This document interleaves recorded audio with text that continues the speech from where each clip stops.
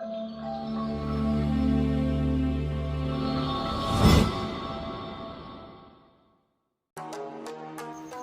वालेकुम दोस्तों, जी त मां आहियां ज़ाहिद अली थईम। तव्हां ॾिसी रहिया आहियो Z80 ऑफिशियल।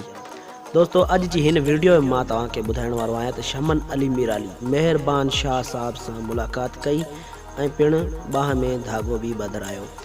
ऐं मां तव्हांखे ख़ुशख़बरी जी ॻाल्हि ॿुधाइण वारो आहियां त उन खां पहिरियां जेकर तव्हां मुंहिंजे यूट्यूब चैनल ते नवां आहियो त मुंहिंजे यूट्यूब चैनल खे सब्सक्राइब कयो ऐं मुंहिंजी वीडियो खे लाइक कयो, कॉमेंट्स कयो। महिरबानी दोस्तों, मां तव्हांखे ख़ुशख़बरी इहा ॿुधायां थो त शमन अली मिराली ऐं शहरियार ऐं शिराज़ गॾु हिकु क़सीदो ॻायो आहे ऐं हुन क़सीदे में साईं मेहरबान शाह साईं जो बि गॾु आवाज़ु आहे। हीउ तमामु बहितरीनु क़सीदो आहे जेको तमामु जल्द अची रहियो आहे SM प्रोडक्शन यानी शमन अली मिराली जी पंहिंजी प्रोडक्शन में क़सीदो अची रहियो आहे। दोस्तों, अॼु जी हीअ नंढड़ी वीडियो तव्हांखे पसंदि आई हुजे त मुंहिंजे यूट्यूब चैनल खे सब्सक्राइब ज़रूरु कजो ऐं लाइक कॉमेंट्स ज़रूरु कंदा। महिरबानी दोस्तों, अल्लाह पाक तव्हांखे ख़ुशि रखे, सलामत रखे, जिथे हुजो आबाद हुजो। महिरबानी।